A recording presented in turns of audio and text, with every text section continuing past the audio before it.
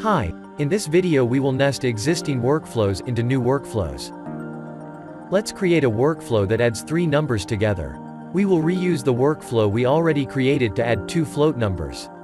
In a new workflow inside Shift, create a node of type workflow. Select the newly created workflow 1 node. In the inspector, click on the file parameter to browse for a workflow to assign to this node. Find and open the Shift workflow named Add Floats Work, as you saved it in the previous video.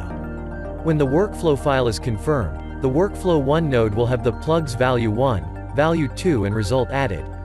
In the inspector for the workflow 1 node, you can now set value 1 to 2.7 and value 2 to 3.1. If you execute the workflow, this should produce a result of 5.8. Now, duplicate workflow 1 to create workflow 2. You can select workflow 1 and press Ctrl+D on your keyboard to duplicate the node.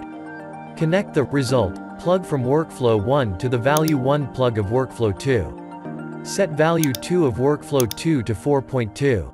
Execute the workflow. The result in workflow 2 should be 10.0. You can access the referenced workflow at any time. Double-click on one of the workflow nodes. A new tab will open, containing the original workflow.